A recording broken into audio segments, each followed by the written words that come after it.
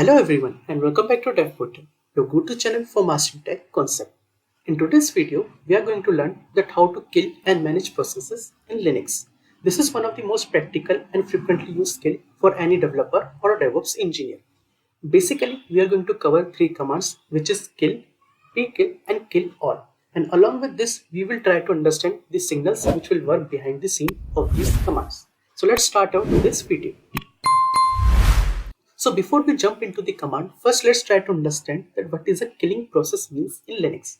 So basically what does happen when we are mentioning that we are going to kill a process, it basically means that we are going to signal the process. And that signal in the Linux means that either the process can handle it gracefully or it can ignore it or even it can terminate it immediately.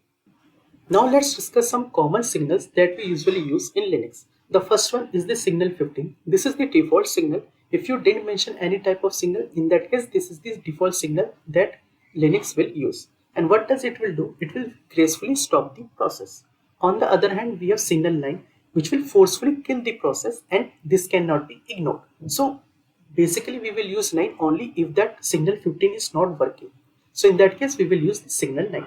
Then we have two more signal, that is one which is pausing the process, another one is to resume the process. These are some common signals that we usually use in Linux. Now let's try to understand the first command that we are going to discuss today in this video, that is the kill command. So before I jump into the command, first let me create few background processes that will run in the background so that we will see that how this kill command will help us to kill those processes. So if you don't know that what are the background jobs, that I already discussed in my previous tutorial, so you can check it out. Link I will give you in the I section. So to create a background process, what we need to do, let's say I am writing this command sleep 300. So what does it mean? That I want to sleep this terminal for the 5 seconds, not 5 seconds, for 5 minutes. Now, rather than doing this in the foreground as a foreground job, rather than as a blocking my terminal, which will block my terminal, I want to do it in the background. So I will add this and symbol. Once I press enter, what does it mean? That this job will now run it in the background and it will not stop my terminal. So if I press enter, as you can see, it has created the job ID as well as the process ID. Job ID is 1, that is you can see it here, and then we have the process ID which is 3098. Now how I know that this process is running in the background? So for that, either I can use this jobs command, which will show that this job is running currently is running in the background. If it is completed, in that case the status will come as the done status in place of running.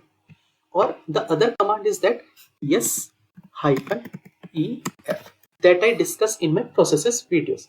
And to see only the command which is using sleep, so I will write grep so that I can see only the sleep command. So you can see it here again. I am getting 3098. This is the process that I have executed in the background, and this is the process ID. Now to kill this process, what I need to do, I need to mention the command which is kill, and after kill I need to mention the process ID which is 3098. And as I mentioned that if we don't mention any type of signal, in that case it will take it 15 as a default signal so that it will handle it very gracefully. So once I press enter, now if I again mention jobs, you can see the job here is coming as terminated because we tell the Linux that you can kill this process. Let me again execute the same command which is sleep 300 with the background as a background job. Now if I do jobs again, you can see this is running and the job ID is 1. You can see it here, and 3108 is the process ID. If I do ps-ef again to see all the processes which are running in this terminal or in this session, and I will mention grep sleep, you can see it here as well. 3108 is coming, and this time what I'm going to do with the kill, I will mention the -9 option, which means I want to kill this process forcefully. So I will mention kill. After that I will mention -9 and then I will mention 3108 and then I press enter. Now again if I do ps-ef grep and then sleep, now you can see that process is not coming. If I do jobs as well, you can see nothing is coming. So this is how we can use kill command to kill a particular process, or even you can kill multiple processes as well. In that case you need to provide the process ID space separated. So if I clear the terminal and let me show you that as well. So what I will do, I will mention sleep 300 and this command I will execute multiple times. Now if I do ps hyphen ef and then grab sleep, you can see two processes are coming, 3114 and 3115. And to kill these both the processes, what I can do, I can mention kill, then 3114 and then 3115, and then I press enter. Now if I do jobs, you can see both the processes got terminated. So this is how we can play with the kill command. This will help us to send the signal to the Linux and it will kill that process, or you can say the terminate that process very gracefully if we don't mention the. Now let me talk about another command, which is pkill. What does pkill will do? Here in the kill command we mention the process ID. In pkill we can mention the process name. Let me show you. So let me clear the terminal again, and if I execute the same command, that is sleep 300 and symbol, and let me do it for 3 times. Now we know that 3 processes got created, which is 3122, then 3123 and 3124. If I do ps-ef as well, and if I show you grep sleep, you can see these 3 processes are coming. Now let's say I want to use pkill rather than kill command. So how I can do that? So I will mention pkill, and after that I need to mention the process name, which is sleep in this case.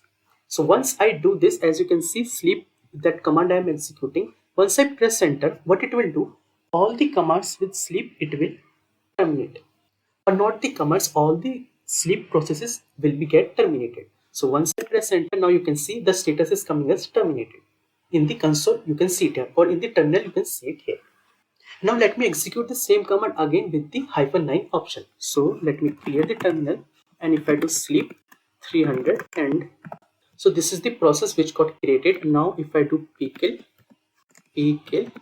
and with -9 option, and then I will mention the command which is sleep, or the process rather than command, the process. Once I press enter, you can see that killed is coming, which means this time we have mentioned -9, so it has forcefully killed the command, or not the command, the process.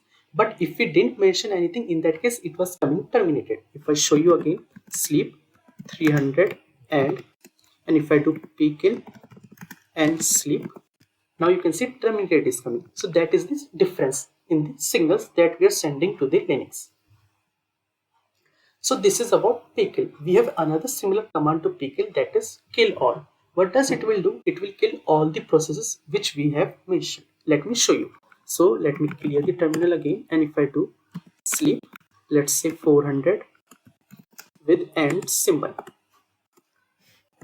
and let me do it 2 more times. So these are the 3 processes which got created. If I do here ps-ef grep sleep, so these are the 3 processes which got created. Now how I can use killall? So I will mention kill all and then the process name, and now let me press enter. You can see the terminated is coming. So this is how we can use kill all as well. Now you might be wondering that already we have pkill command, then what is the use of killall? So there are a few differences, let me tell you. One is that the pkill we will get the pattern matching option that is not present for the killall, and pkill is more flexible compared to the killall command. So these are the few differences as you can mention in your interview rounds as well. Now let me tell you about one real world scenario. First let me clear this terminal. So now what I'm going to do, I will create one job in the background, and then I will see the CPU utilization for that job, and we will notice that the CPU utilization is almost greater than 95%. That real world scenario I'm going to create, and then we will try to kill that process. So first let me execute the command. So what I will do, I will mention yes, and then to execute the command I will first write dev then null, and this command I will execute in the background. So this is the process ID. Now if I do top here, you can see the 90% of CPU utilization is going to this command 3162, and now it is showing 100% as the real time.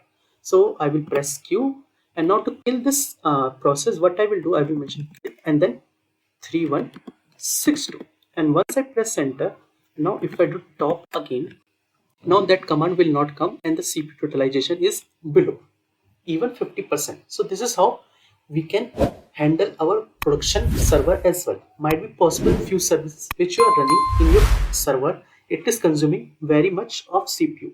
And in that case, what we can do, first we need to identify that process with the help of top command, and that particular process we can terminate with the help of kill command or pkill. Pkill, in that pkill command you need to mention the process name, but kill is more beneficial because here we need to mention the process ID only, so that we can use it. So this is the same process that as a developer or a DevOps engineer we will follow in the production servers as well. First we will notice that if the CPU utilization high, we will use kill command with the default option, that is 15. If it is not working, in that case we will go for the -9 option. Now let me terminate this as well. So I will press Q, and now you can see it here that terminated is coming, and let me clear the window. Clear.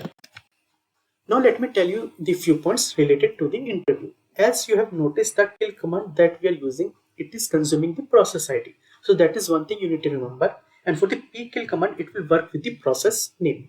And if you are using kill all, in that case, it will kill all the instances of that process which are running in the terminal. So that difference also you need to remember. Then we have also noticed that there are two types of signal. One is default signal, which is 15, which will gracefully handle the process. Another one is -9, which will terminate the process immediately, or you can say the forcefully. And the -9 option cannot be ignored. That is also one thing. So that's it for today's video on dev portal. Today we have discussed that how we can kill the process using different commands, using kill, pkill, and kill all commands. And we also discussed the concept of the signals, that is 15, -15 and -9 option. And there are few other options as well, which will help us to either pause the process or resume the process. So if you found this video helpful, don't forget to like this video, subscribe to Dev Portal, and share these videos with your fellow developers and friends. Notes link I will give you in the description box as well as in the comment section, so you can check it out. And I will see you in my next video with another Linux command.